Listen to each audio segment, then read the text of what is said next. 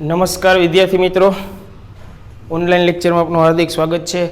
આજે આપણે સ્વાધ્યાય 3.5ના ચોથા પ્રશ્નના કૂટ પ્રશ્ન ભણવાના છીએ। તો બાળકો ટેક્સ્ટ બુક સામે રાખજો।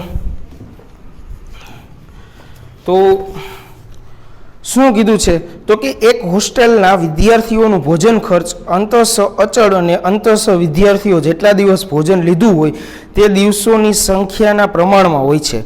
વિદ્યાર્થી એ 20 દિવસ ભોજન લે છે અને તેનું ભોજન ખર્ચ 1000 ચૂકવે છે। વિદ્યાર્થી બી 26 દિવસ ભોજન લે છે અને ભોજન ખર્ચ પેટે 1180 ચૂકવે છે।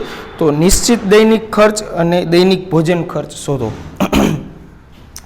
બાળકો, નિશ્ચિત દૈનિક ખર્ચ અને ભોજન ખર્ચ, હવે નિશ્ચિત દૈનિક ખર્ચ છે બરોબર, તો બાળકો એ બધા વિદ્યાર્થી માટે સરખો હોય છે, તો એને આપણે x ધારશું અને દૈનિક ભોજન ખર્ચને આપણે y ધારશું બરોબર।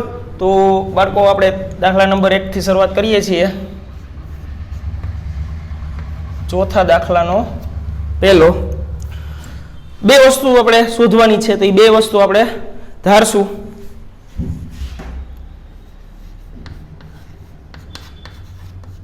ધારો કે નિશ્ચિત દૈનિક ખર્ચ બરાબર x રૂપિયા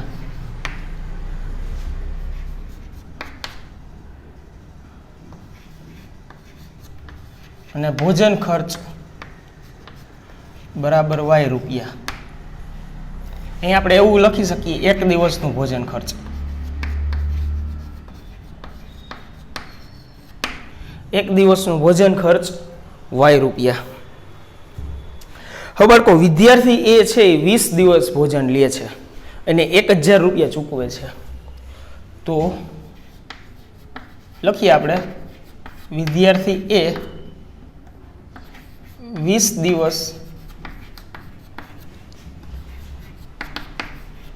ભોજન ખર્ચ પેટે 1000 રૂપિયા ચૂકવે છે।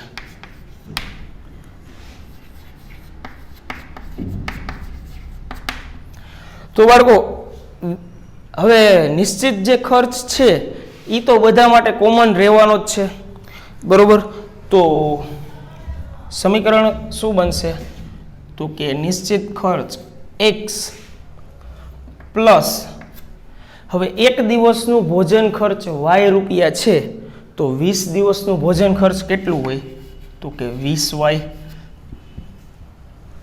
કુલ કેટલા રૂપિયા ચૂકવે છે તો કે 1000 રૂપિયા। તો આ થઈ ગયું સમીકરણ નંબર 1। હવે વિદ્યાર્થી બી, વિદ્યાર્થી બી 26 દિવસ ભોજન લે છે, 26 દિવસનો ભોજન ખર્ચ પેટે 1080 રૂપિયા, સોરી 1180 રૂપિયા ચૂકવે છે। તો બાળકો, નિશ્ચિત ખર્ચ તો આપણો એમ જ રહેવાનો છે x।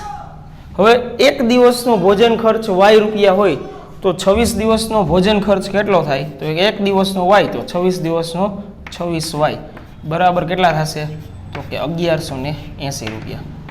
આને હું કહી દઉં સમીકરણ નંબર 2। હવે બાળકો, આપણે બે ચલની કિંમત શોધવાની છે, એટલે કે x અને y ની બરોબર। હવે આપણે લોપ ચોકડી ગુણાકાર કે આદેશ કોઈ પણ એક રીતનો આપણે ઉપયોગ કરી શકીએ। તો હું અહીંયા લોપની રીતનો જ ઉપયોગ કરું છું, કારણ કે સૌથી સરળ રીત આપણે એ જ રહેશે। તો સમીકરણ 1 અને 2 માં કોઈ એક ચલના સહગુણક સરખા કરવાના છે, તો અહીં ઓલરેડી x ચલના સહગુણક સરખા છે, તો સમીકરણ 1 માઇનસ સમીકરણ 2 કરતા બરોબર બાળકો। તો આપણે સમીકરણ 1 અને 2 લખીએ અહીંયા, x + 20y બરાબર 1000 રૂપિયા અને બીજું સમીકરણ છે x પ્લસ 26y બરાબર 1080 રૂપિયા. માઇનસ, કારણ કે માઇનસ કરીએ છીએ એટલે બધાની નિશાની માઇનસ થઈ જશે, તો આ કેન્સલ થઈ ગયું. તો કેટલા વધ્યા? તો કે 20 માંથી 26 જાય એટલે માઇનસ 6y બરાબર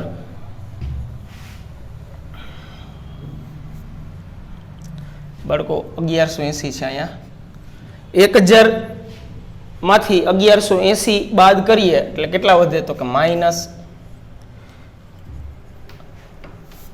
180. તો y બરાબર શું થાય? તો કે માઇનસ 180 ના છેદમાં માઇનસ 6. માઇનસ માઇનસ કેન્સલ થઈ જશે એટલે y બરાબર શું આવશે? 30. તો આપણે પેલી કિંમત મળી ગઈ, y બરાબર 30. હવે y ની કિંમત આપણે ગમે ત્યાં મૂકી શકીએ, સમીકરણ નંબર 1 અથવા 2 માં. તો આપણે મૂકીએ y ની કિંમત સમીકરણ નંબર 1 માં મૂકતા. તો સમીકરણ નંબર 1 આપણું શું છે? તો કે x પ્લસ 20y. હવે x પ્લસ 20y છે બરાબર 1000. તો કે y ની કિંમત મૂકો તો x પ્લસ 20 ગુણ્યા 30 બરાબર 1000. હવે x બરાબર શું આવશે? x પ્લસ 600 થશે બરાબર 1000 રૂપિયા. તો હવે 600 ને સામેની બાજુ જવા દઈ એટલે x બરાબર શું આવશે? તો કે 1000 માઇનસ 600. તો x બરાબર શું આવ્યું? 400. તો બાળકો આપણે ફાઇનલ આન્સર લખી લઈએ.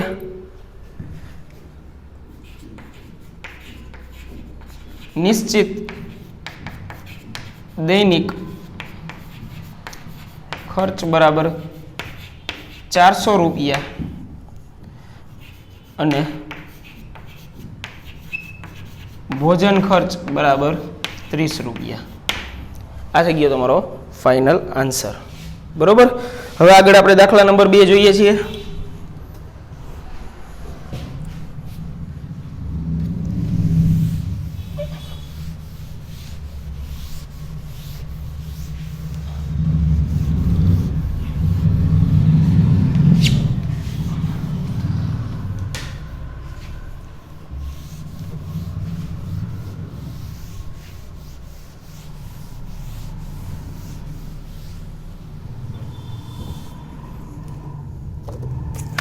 તો બાળકો દાખલા નંબર 2 શું કીધું છે?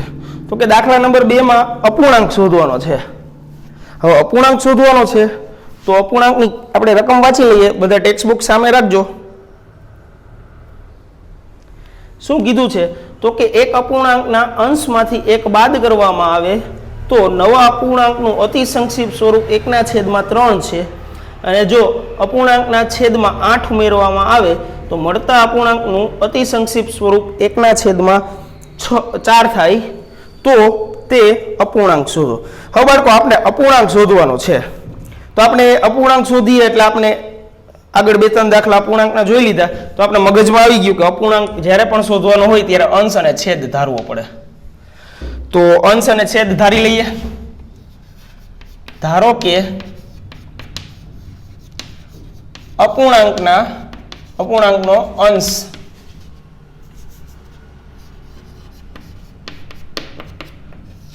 x અને અપૂર્ણાંકનો છેદ બરાબર y. હવે પેલું વાક્ય શું કીધું? અપૂર્ણાંકના અંશમાંથી એક બાદ કરવામાં આવે. અંશમાંથી એક બાદ કરવામાં આવે તો અપૂર્ણાંકની કિંમત 1/3 થાય. તો બાળકો આપણે ખબર છે અંશ અને છેદ અપૂર્ણાંક કેમ લખાય? શું કીધું છે? અંશમાંથી એક બાદ કરવામાં આવે, અંશમાંથી એક બાદ કરવાના છે તો કિંમત આપણે શું મળે છે? 1/3. હવે બાળકો શું કરવાનું? તો કે ચોકડી ગુણાકાર કરવાનો. તો ચોકડી ગુણાકાર કરવાનો હોય તો કરીએ. 3 × x - 1 બરાબર y × 1 એટલે y. હવે 3 ને અંદર મોકલી દો એટલે 3x - 1 બરાબર y. y ને તમે ડાબી બાજુ લઈ લ્યો અને 1 ને તમે જમણી બાજુ જવા દો એટલે શું થઈ જાય? તો કે 3x - y બરાબર 1. આ થઈ ગયું સમીકરણ નંબર 1.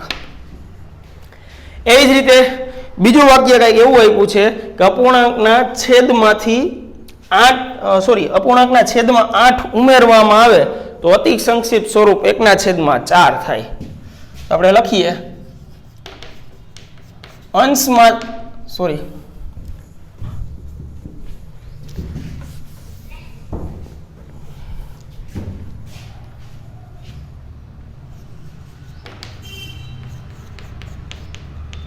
અપૂર્ણાંકના છેદમાં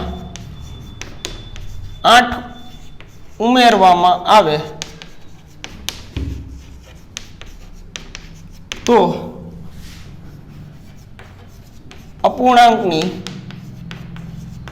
કિંમત 1/4 થાય. તો બાળકો હવે આપણે જેમ અંશમાંથી એક બાદ કર્યું એવી રીતે છેદમાં 8 ઉમેરવાના છે. તો આપણે બાળકો ખબર છે અપૂર્ણાંક કઈ રીતે લખાય? x/y. હવે છેદમાં શું કરવાનું છે? 8 ઉમેરવાનું છે તો કિંમત કેટલી થઈ જાય? 1/4. હવે તો કે આપણે ચોકડી ગુણાકાર કરવાનો છે તો કે 4 × x બરાબર y + 8. શું કામ y + 8 ડાયરેક્ટ? તો કે 1 સાથે ગુણાઈ ગયા છે એટલે 4x બરાબર y + 8. હવે તો કે તમે y ને ડાબી બાજુ લઈ લ્યો તો 4x - y બરાબર 8. આ થઈ ગયું સમીકરણ નંબર 2. તો બાળકો પહેલું સમીકરણ મળ્યું 3x - y બરાબર 1. બીજું સમીકરણ મળ્યું 4x - y બરાબર 8. તો હવે બાળકો 1 અને 2 ને તમારે લોપ ચોકડી ગુણાકાર કે આદેશની રીતે ઉકેલવાના છે. બરોબર? એ તમારું હોમવર્ક રહેશે. સ્ક્રીનશોટ પાડી લેજો.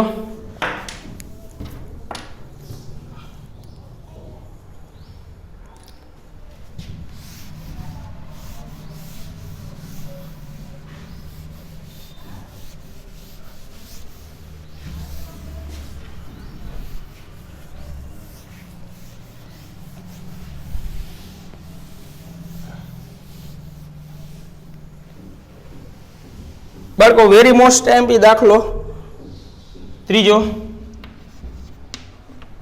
શું કીધું છે? યસ એક એક્ઝામ આપે છે, એને એક્ઝામની એક કસોટીમાં એ 40 ગુણની કસોટી છે. 40 ગુણ મળ્યા હતા. હવે તેને પ્રત્યેક સાચા જવાબના 3 ગુણ મળે છે અને પ્રત્યેક ખોટા જવાબના 1 ગુણ કપાય છે. જો કે પરીક્ષકે સત્ય જવાબ માટે 4 ગુણ આપ્યા હોત અને દરેક ખોટા જવાબ માટે 2 ગુણ કાપ્યા હોત તો યસે 50 ગુણ મેળવ્યા હોત. તો આ કસોટીમાં કુલ કેટલા પ્રશ્નો હશે? તો બાળકો આમાં આપણે સાચા પ્રશ્નોની સંખ્યા અને ખોટા પ્રશ્નોની સંખ્યા બંને શોધવાની છે. તો જે 2 વસ્તુ આપણે શોધવાની છે એને આપણે ધારવી પડશે. બરોબર? તો હું શું કરીશ તો કે ખોટા પ્રશ્નની સંખ્યા છે એને y ધારી લઉં, સાચા પ્રશ્નોની સંખ્યા છે એને x ધારી લઉં. તમે એનાથી ઉલટું પણ કરી શકો. ખોટા પ્રશ્નોની સંખ્યાને x ધારી શકો અને સાચા પ્રશ્નોની સંખ્યાને પણ y ધારી શકો. એ રીતે પણ દાખલો થઈ શકે. તો હું અહીંયા ધારી લઉં, ધારો કે સાચા પ્રશ્નોની સંખ્યા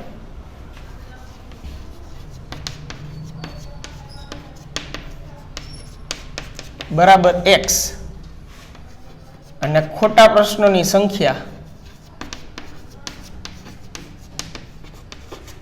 બરાબર y. હવે યસે કેટલા ગુણ મેળવ્યા હતા? તો કે યશે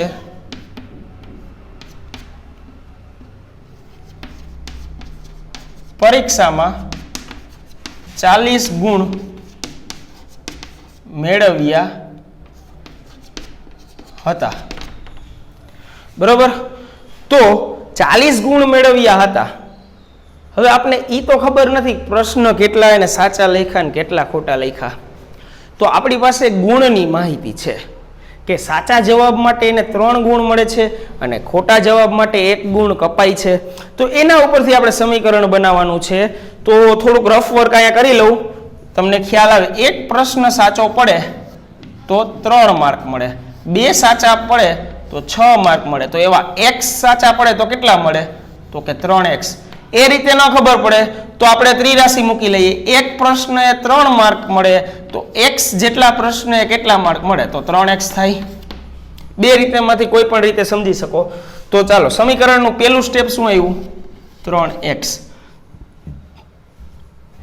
હવે બીજું, એક ખોટો પડે તો y માર્ક કપાય, સોરી, એક ખોટો પડે તો 1 માર્ક કપાય. તો y ખોટા પડે તો કેટલા માર્ક કપાય? તો y ગુણ્યા 1 એટલે y. તો y. હવે ઘણા બાળકોને પ્રશ્ન એ થાય કે અહીંયા માઇનસ મૂકવા કે પ્લસ મૂકવા. તો બાળકો કપાય છે, જે મેળવેલા ગુણમાંથી પણ એના ગુણ કપાય છે ખોટો જવાબ પડે ત્યારે. તો કપાતા હોય ત્યારે બાદ કરવા પડે. બાદ કરવા પડે એટલે માઇનસની નિશાની આવે. તો એ કેટલા માર્ક મેળવે છે? 40. હવે આગળ વાત કરીએ. જો પરીક્ષકે સાચા જવાબ માટે એને 4 માર્ક આપ્યા હોત અને ખોટા જવાબ માટે 2 ગુણ કાપ્યા હોત તો તેને 50 ગુણ મેળવ્યા હોત. તો આપણે એ માહિતી અહીંયા લખવી પડે. યશને સાચા જવાબ માટે 4 ગુણ અને ખોટા જવાબ માટે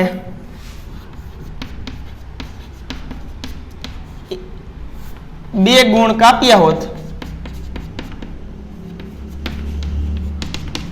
તો તેને 50 ગુણ મળ્યા હોત.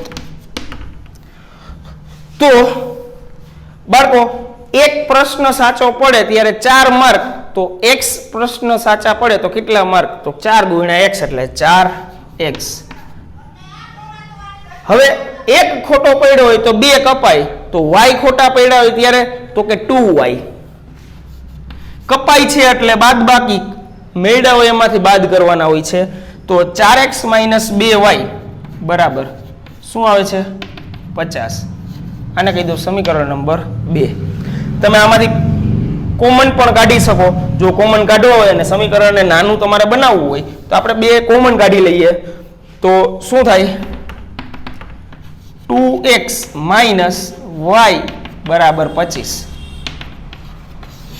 શું કર્યું મેં? તો કે સમીકરણમાંથી 2 ને કોમન કાઢ્યા એટલે બધાને 2 વડે ભાગ્યા આપણે. 2x - y બરાબર 25. હવે બાળકો જુઓ તમે, સમીકરણ 1 અને 2 માં y નો સહગુણક સરખા છે. તો y ના સહગુણક સરખા છે તો આપણે સમીકરણ 1 અને 2 ને લોપની રીતે ઉકેલીએ તો આપણે સમીકરણ 1 અને 2 નું શું કરવું પડે? તો કે બાદબાકી કરવી પડે. સમીકરણ 1 માઇનસ સમીકરણ નંબર 2 કરતા. તો આપણે સમીકરણ નંબર 1 અને 2 લખીએ. 3x - y બરાબર 40 અને 2x - y બરાબર 25. બાદબાકી કરીએ છીએ એટલે બધાની નિશાની બદલશે. તો y કેન્સલ થઈ જશે. 3x - 2x એટલે x આવશે અને 40 માંથી 25 જાય એટલે કેટલા આવશે?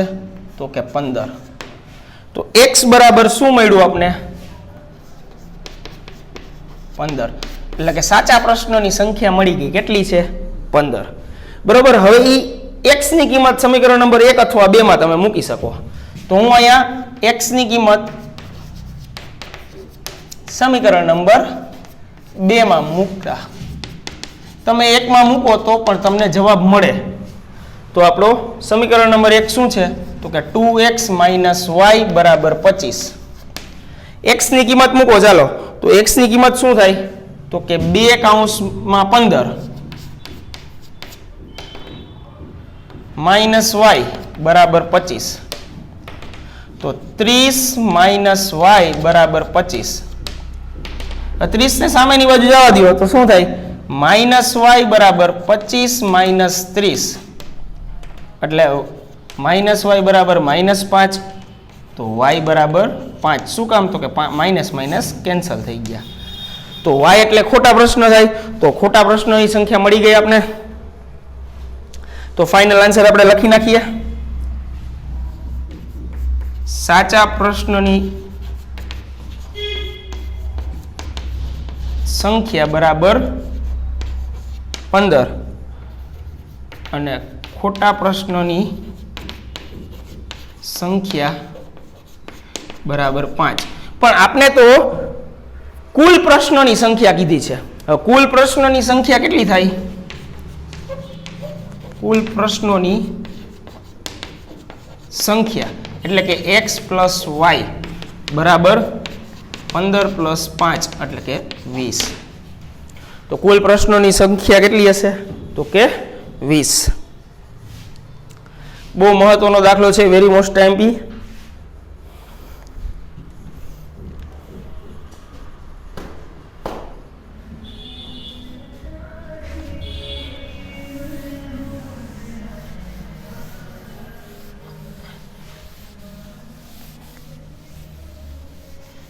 ચાલો બાળકો, હવે ચોથો દાખલો.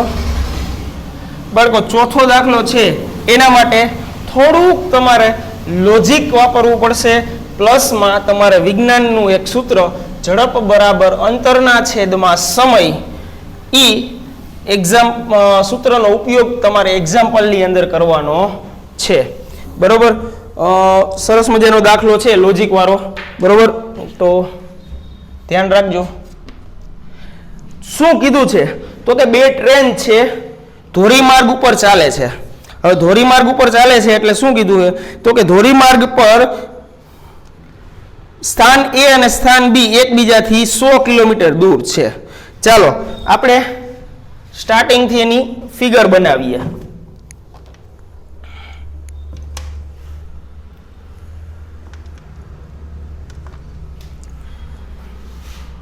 ચાલો આ આપણો ધોરીમાર્ગ.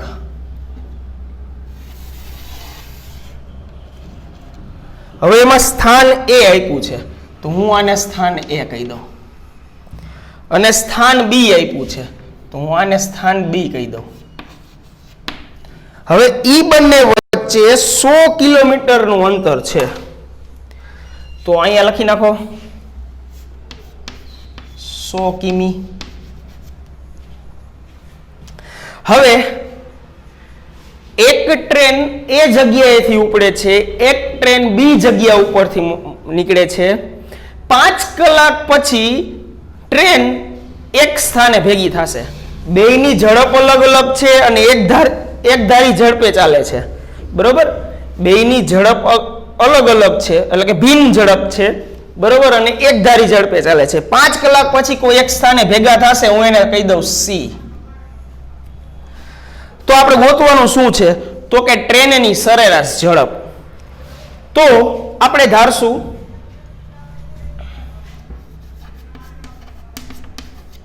ધારો કે ટ્રેન A ની સરેરાશ ઝડપ બરાબર x કિલોમીટર પ્રતિ કલાક અને ટ્રેન બી ની ઝડપ બરાબર y કિલોમીટર પ્રતિ કલાક. ચાલો ઝડપ આપણી પાસે આવી ગઈ. હવે શું કરવાનું છે તો ટ્રેન A માટે વિચારીએ અત્યારે. બરોબર, ટ્રેન A માટે. તો ટ્રેન A માટે સૂત્રનો ઉપયોગ આપણે જે વાત કરી હતી, ઝડપ બરાબર અંતરના છેદમાં સમય. આ સૂત્રનો આપણે ઉપયોગ કરીએ તો આપણી પાસે ઝડપ ટ્રેન એ માટેની વાત કરીએ છીએ તો ટ્રેન એ ની ઝડપ કેટલી છે તો કે x કિલોમીટર પ્રતિ કલાક. તો ચાલો એ ઝડપની જગ્યાએ શું મૂકીએ x. હવે અંતર છે a થી c સુધી પહોંચે છે તો અંતર આપણે જાણતા નથી બરોબર. તો આપણે એ અંતર એમને રાખીએ. સમય તો કે હા સમય આપણે જાણીએ છીએ કેટલો તો કે 5 કલાક.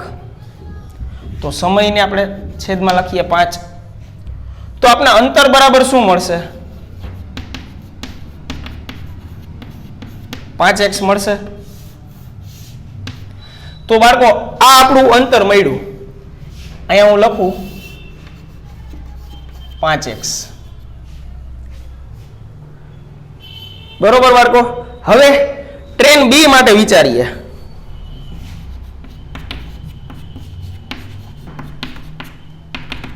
તો સૂત્ર આપણું જ રહેશે ઝડપ બરાબર અંતરના છેદમાં સમય. તો હવે ટ્રેન એ ની ઝડપ કેટલી છે તો કે y. અંતર તો કે આપણે જાણતા નથી એટલે અંતરની જગ્યાએ અંતર એમને. સમય તો કે સમય 5 કલાક છે એ આપણે જાણીએ છીએ. તો ટ્રેન બી નું અંતર કેટલું થશે 5y થશે. આ બે નો ગુણાકાર થાય એટલે આનો આ રીતે ગુણાકાર થયો આનો આ રીતે ગુણાકાર થયો તો અંતર કેટલું આવ્યું 5y. તો બાળકો અહીંયા લખો 5y બરોબર બાળકો. તો હવે જુઓ તમે હું AB નો સરવાળો કરું અને BC નો સરવાળો કરું તો મને AC મળી જાય. તો આપણે કરીએ આગળ AB પ્લસ BC બરાબર AC. તો AB શું છે તો કે AB બરાબર 100 કિલોમીટર પ્લસ BC શું છે તો કે 5y. તો AC મને શું મળે તો કે 5x. હવે હું શું કરીશ તો કે 5y ને સામેની બાજુ જવા દઈશ તો 100 બરાબર શું થાય 5x માઇનસ 5y. હવે હું આને આ રીતે પણ લખી શકું 5x માઇનસ 5y બરાબર 100 બરોબર બાળકો. તો હવે આમાંથી શું કોમન નીકળશે તો તમને દેખાય છે 5 વડે આખા સમીકરણને આપણે ભાગી શકીએ છીએ તો કે 5 કોમન નીકળે તો x માઇનસ y બરાબર 20. તો આ થઈ ગયું આપણું પહેલું સમીકરણ. હવે એમાં બીજું કંઈક વાક્ય આપ્યું છે કે ટ્રેન છે એક બીજા તરફ ચાલે છે અને 1 કલાકમાં મળે છે. ટ્રેન એકબીજા તરફ ચાલે છે એટલે મતલબ શું તો કે બંને ટ્રેન એકબીજાની સામે ચાલે. ધારો કે આ આપણું ધોરીમાર્ગ એમાં સ્થાન A અને સ્થાન B. હવે ટ્રેન A છે આ એરાની નિશાનીમાં ચાલે છે. ટ્રેન B આ એરાની નિશાનીમાં ચાલે છે એટલે બે વિરુદ્ધ થઈ એકબીજા તરફ થઈ ગઈ. હવે એકબીજા તરફ ચાલે છે બરોબર. તો હવે આપણે ખબર તો છે જ કે A અને B વચ્ચેનું અંતર તો આપણે 100 છે જ પણ 1 કલાકની અંદર બંને એક સ્થાને ભેગા થાય છે.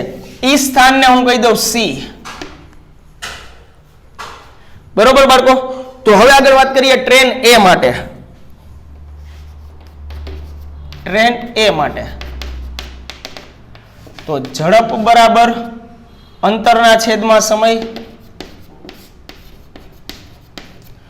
તો ઝડપ કેટલી છે તો કે ટ્રેન A માટે વાત કરીએ છીએ તો ટ્રેન A ની ઝડપ કેટલી છે x છે. અંતર તો કે આપણે જાણતા નથી. સમય તો કે હા સમય જાણીએ છીએ 1 કલાકમાં અહીંયા સુધી પહોંચે છે. તો અંતર બરાબર શું થઈ ગયું આપણે x મળી ગયું. તો એ અંતર શું મળશે x. હવે ટ્રેન B માટે વિચારીએ.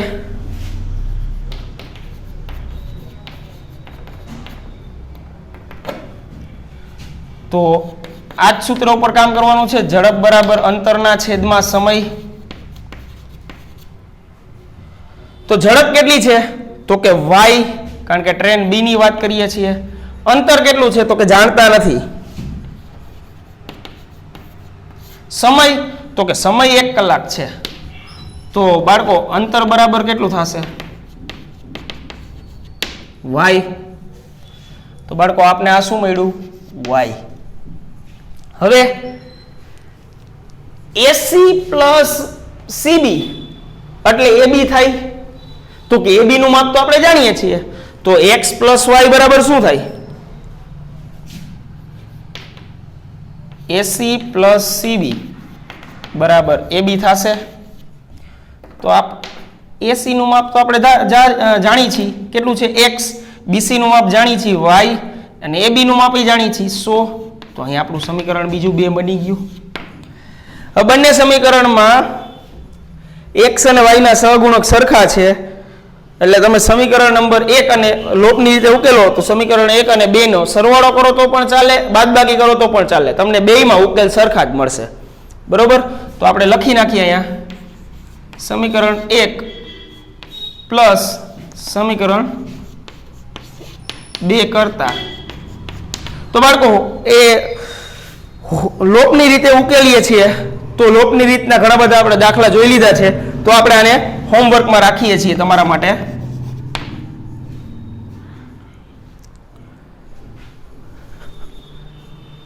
બહુ સરસ મજાનો દાખલો છે લોજિક વાળો. તો સ્ક્રીનશોટ પાડી લેજો.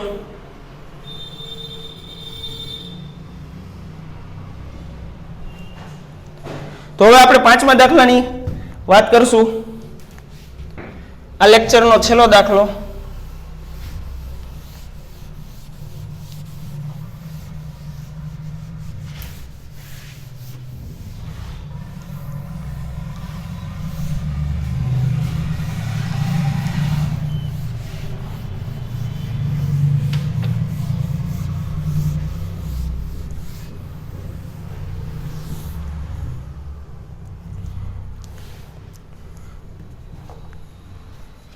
દાખલા નંબર 5.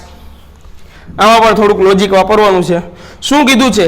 જો એક લંબચોરસની લંબાઈમાં 5 એકમ ઘટાડો થાય અને પહોળાઈમાં 3 એકમ વધારો થાય તો લંબચોરસનું ક્ષેત્રફળ 9 ચોરસ એકમ જેટલું ઘટે છે. જો આપણે લંબાઈમાં 3 એકમ અને પહોળાઈમાં 2 એકમ વધારીએ તો ક્ષેત્રફળ 67 ચોરસ એકમ વધે છે. તો લંબચોરસના પરિમાણ શોધો. હવે લંબચોરસના પરિમાણ એટલે કે એના માપ. હવે લંબચોરસમાં 2 માપ હોય, લંબાઈ અને પહોળાઈના. તો આ 2 માપ આપણે શોધવાના છે. તો આપણે બેયને ધારી લઈએ. લંબચોરસની લંબાઈ બરાબર x અને પહોળાઈ બરાબર y. ધારો કે લંબચોરસની લંબાઈ બરાબર x એકમ. જો સેન્ટીમીટરમાં આપને આપ્યું હોય તો ક્ષેત્રફળ તો સેન્ટીમીટર x સેન્ટીમીટર ધારત, મીટરમાં આપ્યું તો x મીટર ધારત, પણ અહીંયા આપણે એકમમાં આપ્યું એટલે આપણે x એકમ ધારશું. અને લંબચોરસની પહોળાઈ બરાબર y એકમ. તો પેલું કામ શું કરવાનું? ડાયરેક્ટ સમીકરણ બનાવવાનું નથી. પહેલા તો લંબચોરસનું ક્ષેત્રફળ શોધવાનું છે. તો બાળકો લંબચોરસનું ક્ષેત્રફળનું સૂત્ર તમને લોકોને યાદ જ હશે કે લંબાઈ ગુણ્યા પહોળાઈ થાય.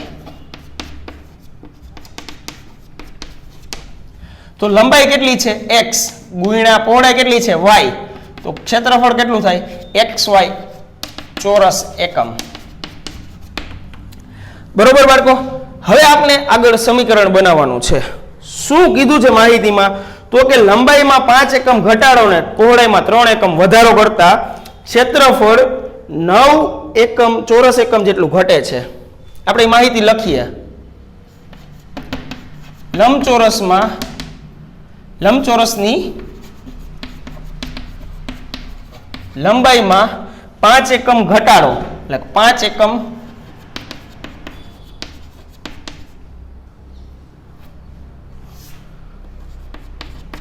ઘટાડો અને પહોળાઈમાં 3 એકમ વધારો કરીએ. વધારો કરતા ક્ષેત્રફળ 9 ચોરસ એકમ ઘટે છે. તો બાળકો હવે સમીકરણ બનાવીએ.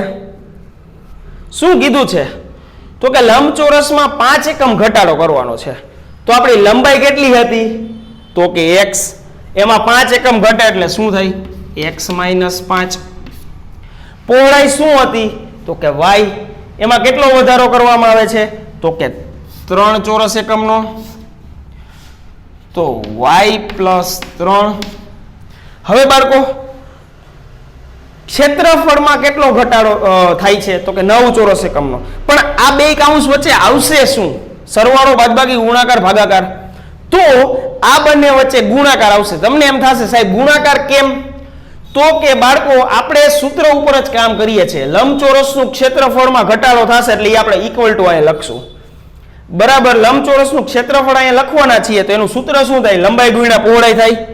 તો લંબાઈ અને લંબાઈ ગુણ્યા પહોળાઈ, લંબાઈને પહોળાઈ લખી નાખી તો એ બંને વચ્ચે શું થશે? તો કે ગુણાકાર. ક્ષેત્રફળ પહેલા કેટલું હતું? તો કે xy હતું. કેટલું ઘટ્યું? તો કે 9 જેટલું ઘટ્યું એટલે -9. હવે બંનેનો ગુણાકાર કરો તો કે x ગુણ્યા y એટલે xy, x ગુણ્યા 3 એટલે +3x, -5 ગુણ્યા y એટલે -5y, -5 ગુણ્યા 3 એટલે -15 બરાબર xy - 9. હવે તમને એમ થશે સર તમે તો એવું કીધું હતું સ્ટાર્ટિંગમાં લેક્ચરના પહેલા લેક્ચરમાં કે દ્વિચલ સુરેખ સમીકરણની અંદર xy વાળું પદ ના આવે. અહીંયા તો આવ્યું. તો બાળકો બંને બાજુ xy વાળું પદ છે એટલે બંને બાજુ ઉડી જશે. સરખી નિશાની વાળું છે એટલા માટે. તો હવે આપણે જે સમીકરણમાં વધ્યું એ લખો તો કે 3x - 5y -15 સામેની બાજુ જાય એટલે +15 થાય એટલે 9 + 15 એટલે 15 માંથી 9 જાય એટલે કેટલા વધે? 6. તો આ થઈ ગયું સમીકરણ નંબર 1. હવે આપણે લંબાઈમાં 3 એકમ અને પહોળાઈમાં 2 એકમ વધારીએ.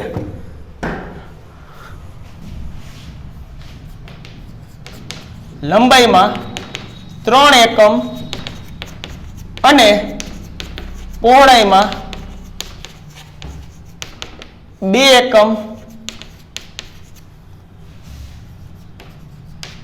વધારીએ તો ક્ષેત્રફળ 67 ચોરસ એકમ જેટલું વધે છે.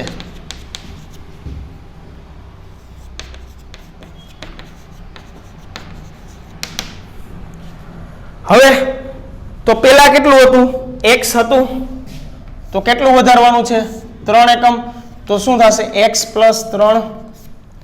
પહોળાઈમાં તો કે 2 એકમ વધારવાનું છે તો y + 2. બંને વચ્ચે ગુણાકાર તો ક્ષેત્રફળમાં કેટલો ફેર પડે છે? તો કે પેલા કરતા 67 ચોરસ એકમ જેટલું વધે છે. તો xy + 67. ચાલો ગુણાકાર કરો બેયના. xy + 2x + 3y + 6 બરાબર xy + 67. બંને બાજુ xy સરખી નિશાની વાળા છે એટલે ઉડી જશે. બરાબર. તો જે વધ્યું હોય એ લખી નાખીએ આપણે. તો કે 2x + 3y = 6 સામેની બાજુ જાય એટલે શું આવશે? 61. 67 માંથી 6 બાદ થાય એટલે 61 આવે. તો આ થઈ ગયું સમીકરણ નંબર 2. તો બાળકો અહીંયા તમારે સમીકરણ નંબર 1 અને 2 નો ઉકેલ મેળવવાનો થશે. બરોબર. તો આપણે લોપની રીતે મેળવશું. તો અહીંથી તમે હોમવર્કની અંદર તમારે કરવાનું છે. લોપની રીતના ઘણા બધા આપણે એક્ઝામ્પલ જોઈ લીધા છે. બરોબર. એ રીતે તમારે સોલ્વ કરવાનું છે.